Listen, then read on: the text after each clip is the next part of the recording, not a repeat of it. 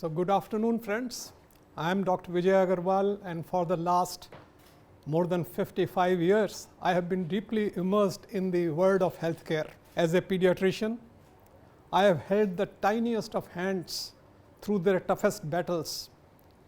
As a hospital planner and administrator, I have seen the healthcare delivery from a very close quarters, right from small clinics to large hospitals. I have had the privilege of being a part of some of the national programs which has saved countless lives, from being an activist to bring pulse polio strategy to eradicate polio, to pioneering biomedical waste management. However, today I am not here to discuss about these past achievements. I am here to discuss a critical issue that affects each one of us here, and that is the quality and safety of our healthcare system. So, friends, I think I would like to tell you a story that should illustrate as to why is this so important. So, just picture this.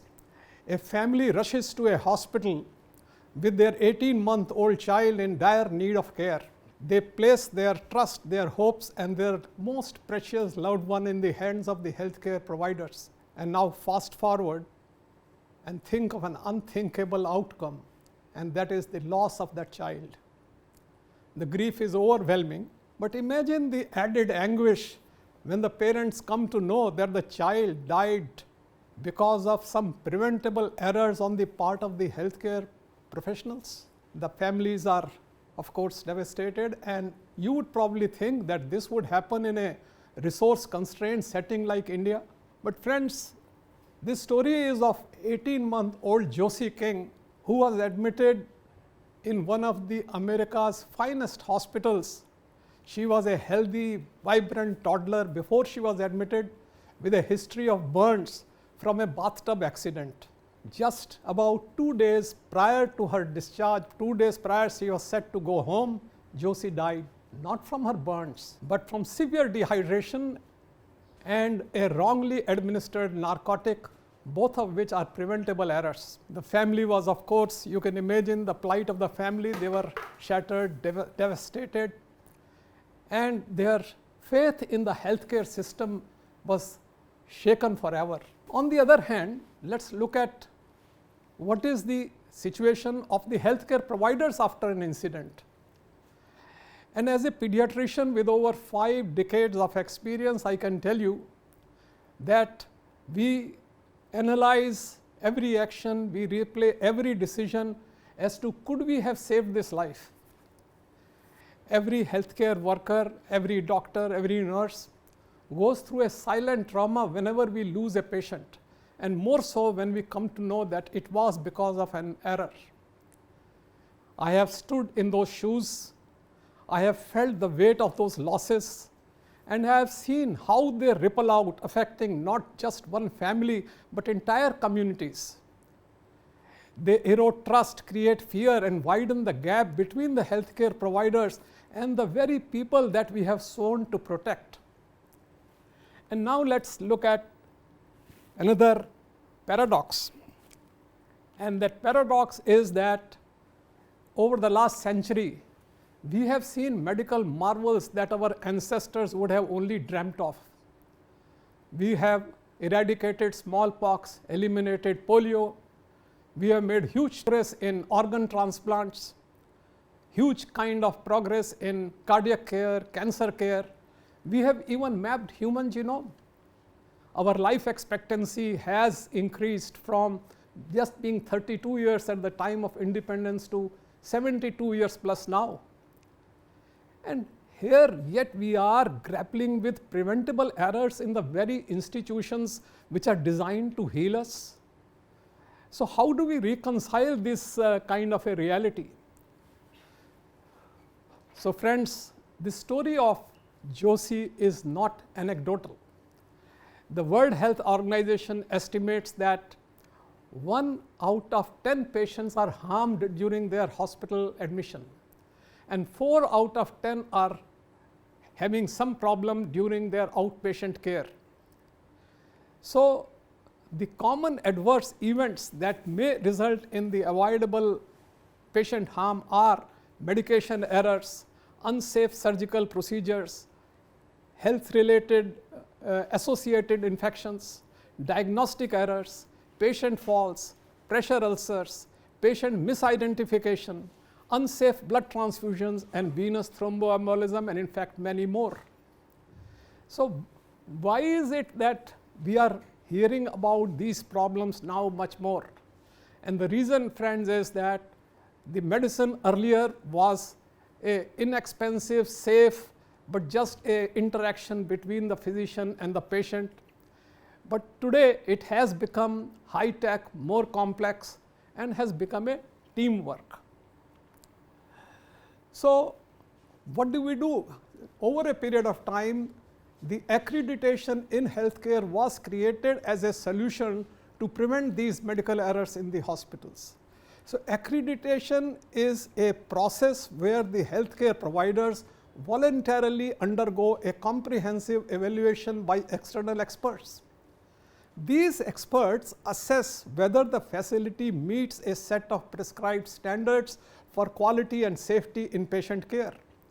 Biggest benefit which was provided by these standards was that there was a framework around which the healthcare professionals can be trained to minimize errors.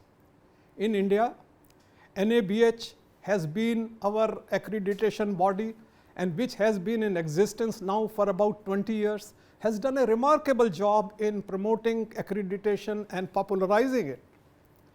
However, the experience of United States, which has a very robust accreditation system for the last 80 years, shows that accreditation alone is not the answer to prevent medical errors.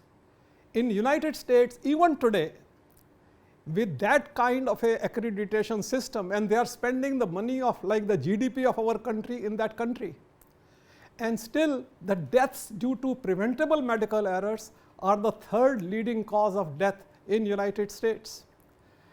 So why is it all that is the problem? Because the reason is that accreditation provides a crucial framework for quality and safety, but it is clear that a more dynamic approach is needed.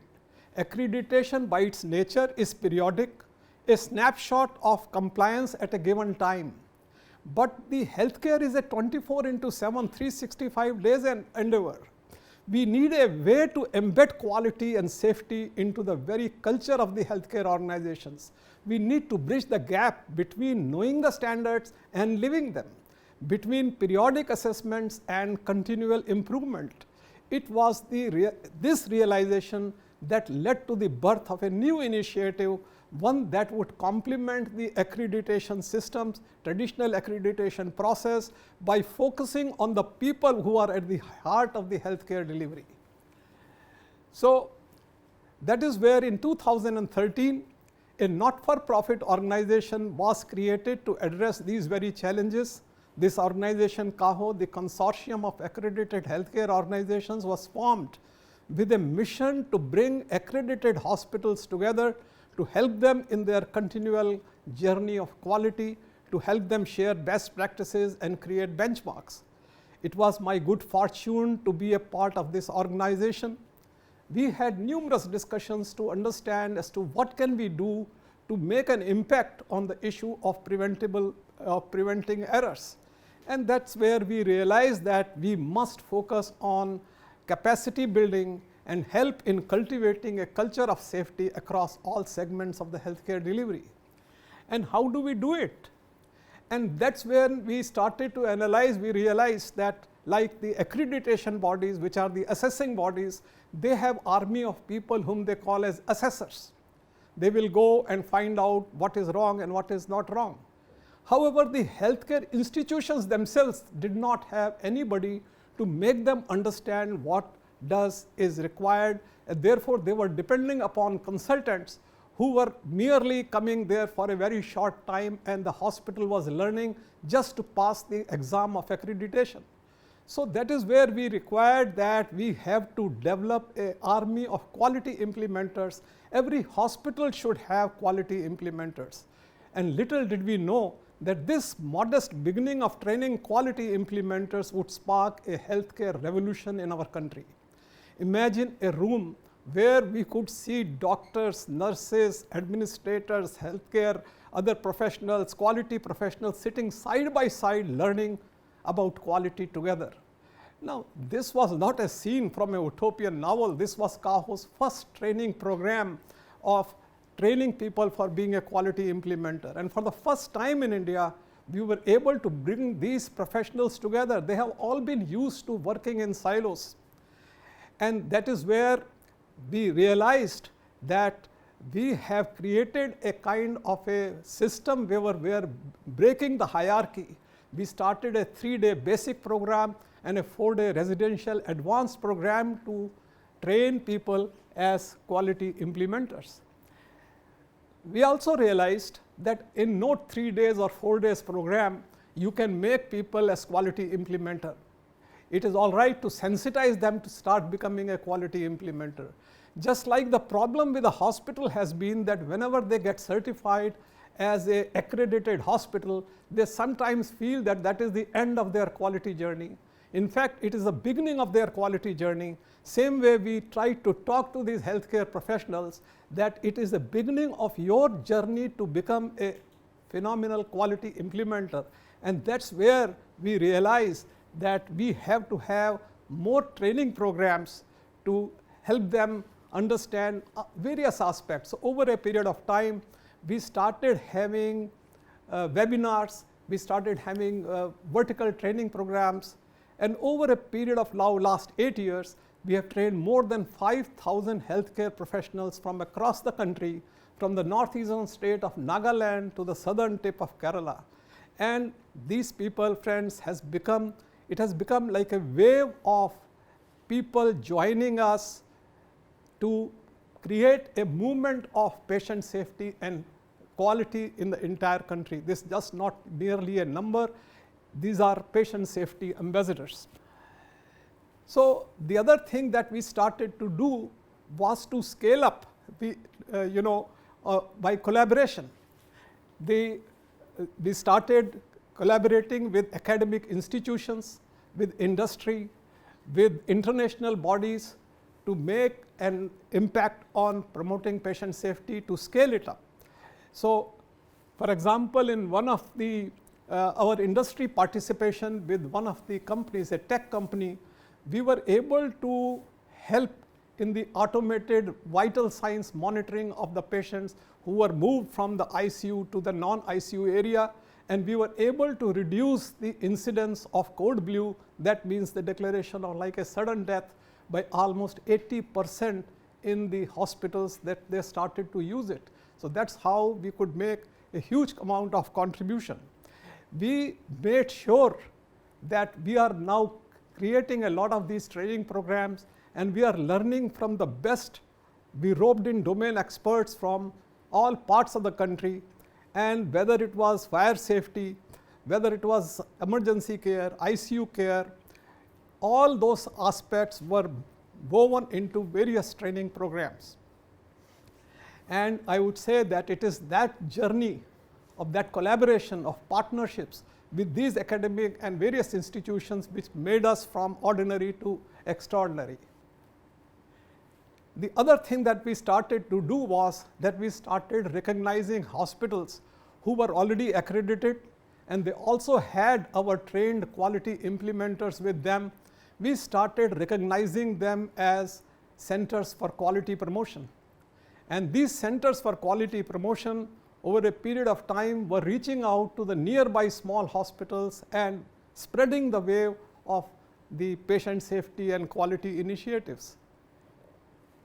We started also collaborating with a very prestigious international organization called ISQA. The International Society for Quality is the body which does the accreditation of the accreditation bodies. And that organization along with us started recognizing or started deputing a global international expert who is delivering a webinar on every first Tuesday of the month at 5 p.m. So now for the last more than 4 years, we have been hosting those webinars on every first Tuesday of the month. More than 1,500 people are joining. Some of them almost from 25 countries are started to join that webinar. So much so that about 50 hospitals are broadcasting that webinar within their auditorium, where they call the other departmental leaders and call the nearby small hospitals. So over a period of time, the first Tuesday of the month has started to become a monthly quality meeting day. In fact, I will say it has started to become a global patient safety meeting day. The other thing that we realized was that if we see that why the problems or why the errors were continuing to happen was that traditionally all the direction, all the dialogue was happening with the doctors and nurses. More than 50% of the healthcare workforce are not doctors and nurses. They are also engineers, pharmacists, housekeeping, rehab specialists, dietitians, and many more. So nobody was reaching out to them. That's where we have now created forums where all these people should be talking about the good practices in their own area, and they should also learn about that what errors could be happening within the organization, and they should be able to report those errors. And it is very important for a culture to develop where we learn from errors. So we are now encouraging people to start reporting those errors in an anonymous way. And even now we have more than 150 errors created on our website where the root cause analysis has been done and the people can learn from those errors. Then we also realize that one of the reasons why these medical errors are continuing to happen is that we have been ignoring another very important stakeholder of our healthcare delivery, and that is the patient.